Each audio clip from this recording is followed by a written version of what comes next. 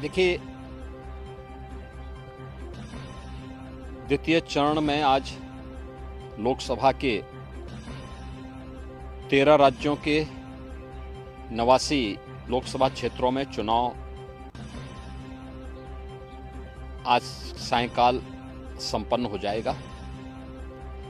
कुल मिलाकर के 191 सीटों पर आज सायंकाल तक चुनाव की प्रक्रिया संपन्न हो चुकी होगी।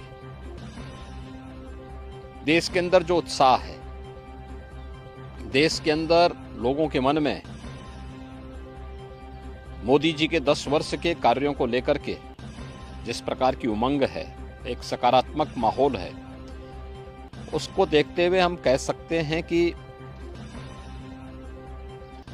प्रधानमंत्री मोदी जी के कार्यों को जनता जनार्दन का पूरा आशीर्वाद प्राप्त हो रहा है और पूरे देश के अंदर फिर एक बार मोदी सरकार के संकल्प को पूरा करने में मदद मिलेगी। देश कार्य को देखना चाहता है और मोदी जी ने 10 वर्ष में देश को एक नई दिशा दी है। 10 वर्ष का उनका एक कार्यकाल देश भारत के स्वतंत्र भारत के इतिहास का यह एक स्वर्णिम युग है, स्वर्णिम कार्यकाल है। हर एक सेक्टर में देश ने कुछ नया करके दिखाया है और भारत आज दुनिया के अंदर एक धमक के साथ, तेजी के साथ बढ़ती हुई अर्थव्यवस्था के रूप में भी स्थापित हुआ है।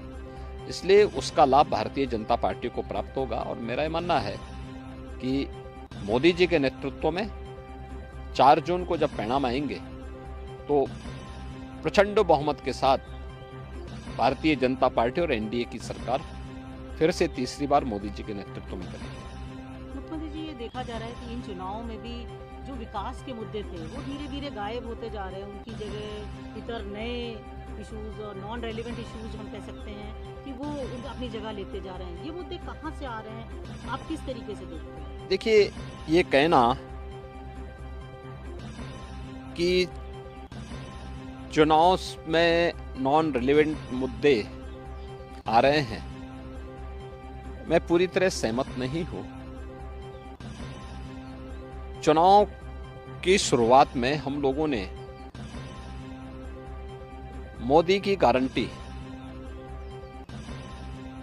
जो विकास, सुशासन और सुरक्षा से जुड़े हुए थे, इन्हीं मुद्दों को हम लोगों ने जनता जनार्दन के सामने रखा था और पहला चरण इसी दिशा में आगे बढ़ा था। लेकिन इसी दौरान पहले चरण के ठीक पहले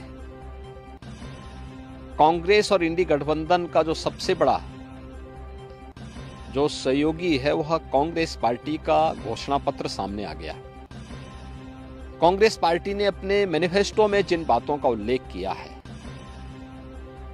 वह भारत जैसे दुनिया के सबसे बड़े लोकतंत्र के लिए एक बहुत खतरनाक संकेत करता है। और चूंकि कांग्रेस का इतिहास इस पूरे मामले में हमेशा संदिग्ध रहा है, तो स्वाभाविक रूप से ये मुद्दे प्रासंगिक हो जाते हैं। हमने विकास के मुद्दे पर पिछले 10 वर्ष में मोदी जी के जो कार्य हुए, इंफ्रास्ट्रक्चर के क्षेत्र में, सुरक्षा के क्षेत्र में, आत्मनिर्भर भारत के लिए गरीब कल्याणकारी योजनाएं थी, इन्हीं मुद्दों को लेकर के हम तो चुनाव में गए थे। लेकिन उनके मैनिफेस्टो ने हमारा ध्यान आकर्षित किया इस ओर। और आपने देखा होगा कांग्रेस के एक सलाहकार के रूप में सैम पित्रोदा, उनका वक्तव्य सबने पढ़ा। कांग्रेस ने इससे पहले यूपीए गवर्नमेंट के दौरान रंगनाथ मिश्रा कमेटी और सच्चर कमेटी की रिपोर्ट कांग्रेस ने की थी। कर्नाटक में कांग्रेस नेतृत्व की सरकार है और कर्नाटक की कांग्रेस नेतृत्व की सरकार ने जिस तरीके से पिछड़े वर्ग के आरक्षण के लाभ में जबरदस्ती मुस्लिमों को घुसेड़ करके और उनके अधिकार में बंदरबांट करने और उसमें लूट करने की शुरुआत प्रारंभ की है, ये सभी संदेह पैदा करता है। एक दूसरा, जो विरासत टैक्स की बात कांग्रेस कर रही है, यह भी एक खतरनाक इशारा है। गरीबी, एक झटके में गरीबी हटाएंगे, इसके लिए वे हर संपत्ति का सर्वे करवाएंगे, एक्सरे कराएंगे। इस प्रकार का वक्तव्य कांग्रेस दे रही है। कांग्रेस का मैनिफेस्टो इस बात का उल्लेख कर रहा है और फिर उसके माध्यम से हर एक संपत्ति को ये लोग अपने कब्जे में लेकर के, यानी दोनों चीजें, एक तरफ ये लोग देश के अंदर मजहबी आधार पर देश के विभाजन की आधारशिला रखना चाहते हैं, दूसरी तरफ किसी ने मेहनत से अगर अपनी संपत्ति अर्जित की है, घर बनाया है, कोई प्रॉपर्टी बनाई है, खास तौर पर हमारी माताएं बहनें अपने लिए जेवर खरीदती हैं, उसको ये अपने अधिकार में ले लेंगे। विरासत जो बाप दादों की कमाई है उसका आधा ये लोग हड़प लेंगे। और तीसरा, व्यक्तिगत कानून, पर्सनल लॉ को पुनः लागू करने की बात, 3 तलाक की कुप्रथा को मोदी जी ने समाप्त किया।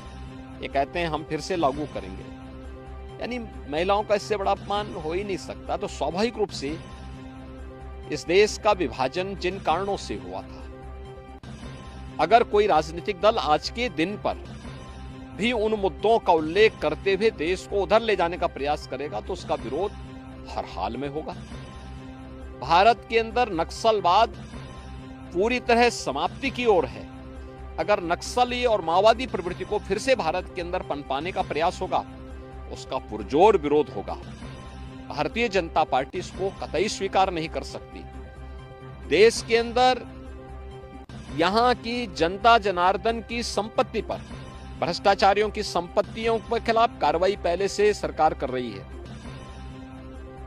उनके एक एक पाई का हिसाब होगा, लेकिन एक कॉमन मैन को प्रताड़ित करने के लिए उसके खून पसीने की कमाई पर कोई डकैती डालने का प्रयास होगा तो इसको भारतीय जनता पार्टी स्वीकार नहीं कर सकती है। और कांग्रेस और उसके सहयोगी दल देश की राजनीति का तालिबानीकरण करने के पर उतारू हो रखे हैं। देश के अंदर माओवादी दुष्प्रवृत्ति को जबरन थोपने का प्रयास कर रहे हैं और पर्सनल कानून के नाम पर देश की महिलाओं का अपमान करने का प्रयास कर रहे हैं और लोगों की संपत्ति पर जो इनकी कुदृष्टि लगी हुई है, इसलिए ये मुद्दे आए हैं जो आज के परिप्रेक्ष्य में रिलेवेंट हैं। और इन मुद्दों को इसीलिए भारतीय जनता पार्टी पुरजोर तरीके से उठा करके जनता जनार्दन का ध्यान आकर्षित कर रही है कि सत्ता से लोग अभी कोसों दूर हैं, इनकी मानसिकता क्या है आपके प्रति, यह आप देख सकते हैं। और इसीलिए उस पर लगातार सरकार जो है, इस पर जो है लगातार भारतीय जनता पार्टी ध्यान आकर्षित कर रही है जनता जनार्दन का कि जागरूक हो जाओ। ये लोग जिस मनसा के साथ आ रहे हैं, इससे पहले कि इनके मनसा के अनुरूप इन लोगों को सफलता प्राप्त हो, इनके मंसूबों पर पानी फेरने का एक वक्त आपके पास है। आपका एक वोट देश की तस्वीर और तकदीर को बदलने में निर्णायक साबित होगी और वह आपने 2014 में किया था, क्योंकि 11, 12, 13 में तत्कालीन केंद्रीय मंत्री पी चिदम्बरम बार बार वरासत टैक्स की बात कर चुके थे। आज वही बात तो सैम पित्रोदा कह रहे हैं। इसीलिए इन चीजों को लेकर के आज फिर से जनता जनार्दन को बार बार कहा जा रहा है कि वो कांग्रेस के इन मंसूबों पर समय रहते अपने वोट के माध्यम से पानी फेरने का काम करें, अन्यथा यह गठबंधन देश के लिए भी, कॉमन मैन के लिए भी और आदि आबादी के लिए भी भयंकर खतरा पैदा कर सकता है।